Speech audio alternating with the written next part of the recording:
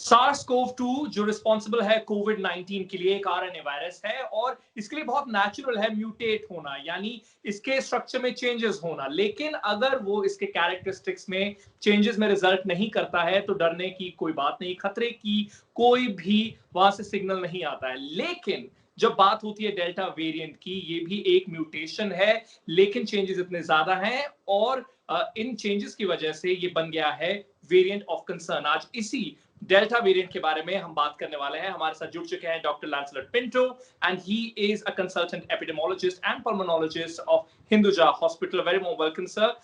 First, Thank you. how much do we know about Delta variant? Of course, there's so much being talked about. Definitely, WHO has tagged it as a variant of concern.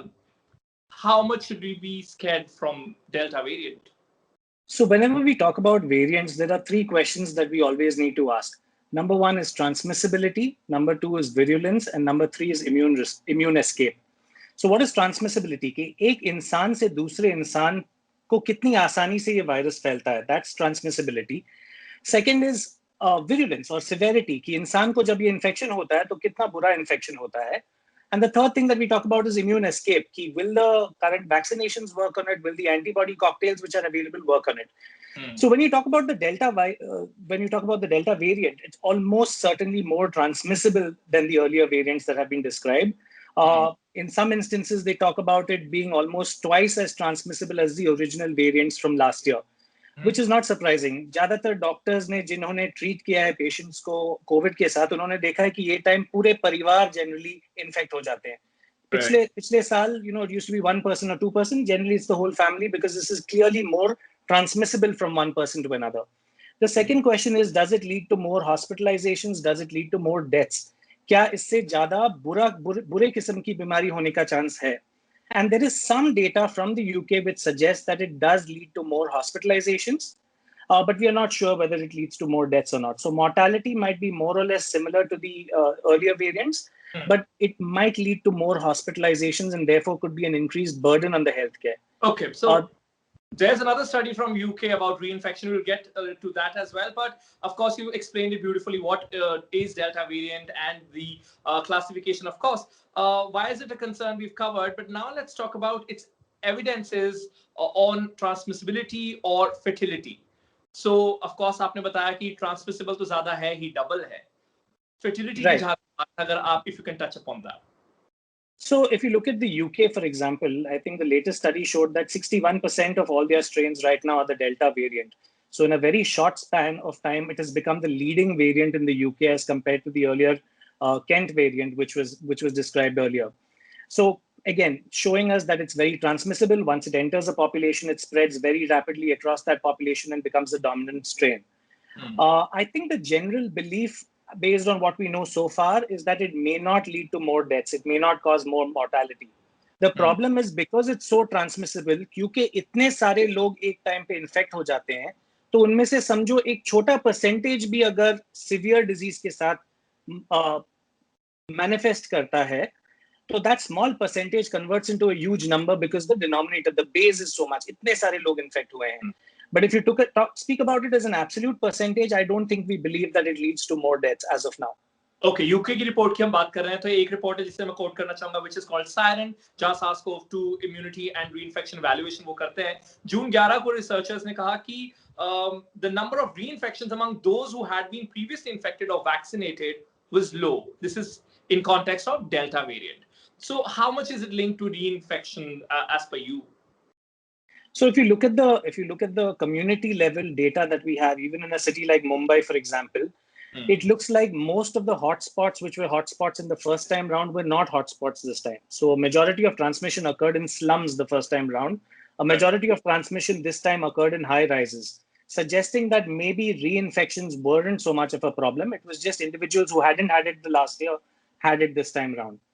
There was a study from Calgary which looked, there was a small little outbreak in a place in Calgary which looked at people who had received both doses of the vaccine and still got infected with Delta, but none of them had severe disease, suggesting that even if you have a breakthrough infection, despite receiving both doses of the vaccine, in all probability it will be a mild infection. It will not be a severe infection.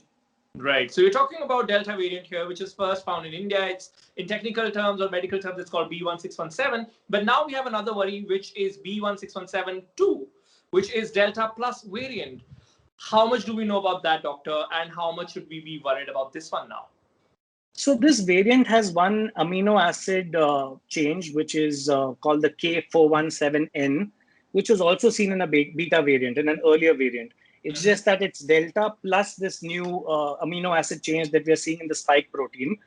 What we know so far is that maybe the antibody cocktails don't work on this variant. What we also know is that the incidence right now reported is extremely tiny. So we don't know if it's more transmissible.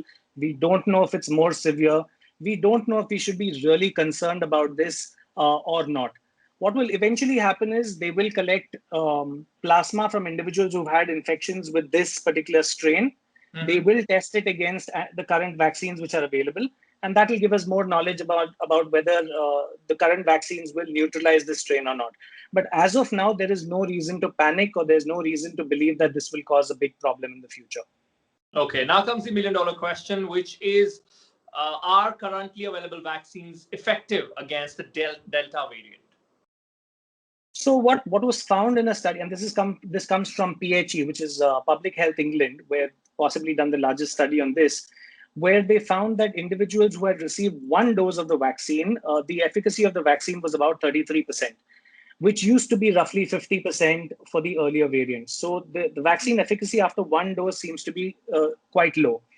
If you received 2 doses of the vaccine, the efficacy increased to about 64% or so for the Oxford strain, which used to be about 74% or so with the Alpha variant. But we're talking about symptomatic infection. We're not talking about severe infection. We're not talking about deaths. When they looked at severe infection, they found that with the Oxford vaccine, which is what is Covishield in India, if you received 2 doses, the efficacy was about 92% against hospitalization, and there were 0 deaths among these individuals. So I think the bottom line is 1 dose is probably not good enough. You need more than 1 dose. With 2 doses, the efficacy is lower than what it used to be, but it's still very effective against hospitalization, very effective against deaths. And I think that's what we're really interested in. As long as 2 doses protect individuals from dying or getting hospitalized, I think we have nothing to worry about. Okay तो ये मेरे सवाल थे, लेकिन कुछ हमारे जो दर्शक हैं उन्होंने अपने निजी सवाल भेजे हैं जो अभी मैं आपसे पूछने वाला हूं। तान्या मक्कर का सवाल है, my daughter is 3 years old and autistic. She doesn't wear a mask. Do I need to get her vaccinated also? She's very young, so I'm confused. So at the age of 3, we really don't have the data on vaccines yet. Most of the trials have looked at individuals 12 years and above. Maybe eventually we will have data. We will be able to recommend it. But right now, I think the best advice would be to protect your daughter by getting everyone around her vaccinated so that she gets indirect protection from those around her. Yasmin Khan ka sawal hai, all this info is good, but can one take a vaccine which is not FDA approved? So it depends on why the FDA approval isn't in place. So if the vaccine has not been approved because the data is not published yet, for example, it doesn't necessarily mean that the vaccine is bad or the vaccine is not effective. It may be a work in progress. Maybe it will eventually get approval. Not having FDA approvals, of course, might create problems in terms of vaccine passports, in terms of entry into certain countries, but may not necessarily be tied to efficacy always. So you need to ask that question, why is the vaccine not FDA approved? Okay. Moving on to the next question. So this one is related to vaccine again. This is Adam who's asking, vaccine reduces the risk. So now we are back to square one. I think what he's trying to say is that vaccine actually leads to reduction in the risk. So are we all good now? Or should we be? So we are not good yet. We are not good yet because vaccines are not 100% efficacious, number one. So they're about 70%, which means that a significant proportion of individuals will get infected despite receiving the vaccinations. They will not have moderate to severe disease, hopefully. Most of them will not die, thankfully. But they still can get infected and transmit it to other more vulnerable people in society. So unless and until we reach a point where a majority of individuals in society are vaccinated and transmission therefore cuts down to a really low level, I don't think we're back to what it used to be yet. Okay, Himanshi ka sawal hai, what are the possibilities of emergence of third wave?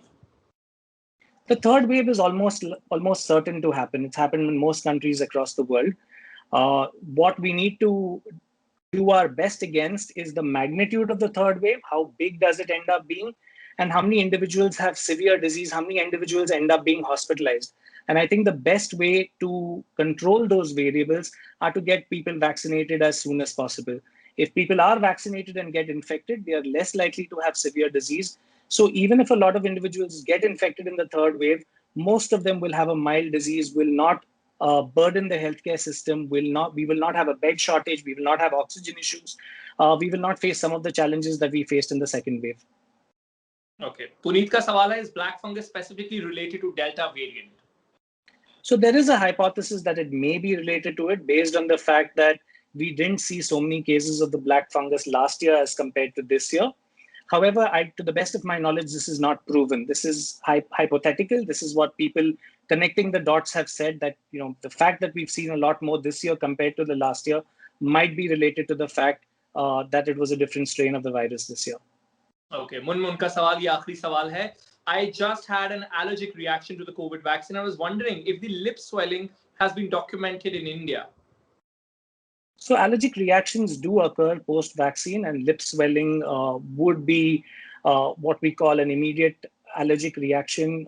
If it leads to shortness of breath, for example, it's not something that we take lightly. So if the person is feeling some sort of a choking sensation, they should seek help immediately because potentially those things can lead to bad outcomes. But a few allergic manifestations have been described. Most of them get better with simple antihistamines. Okay.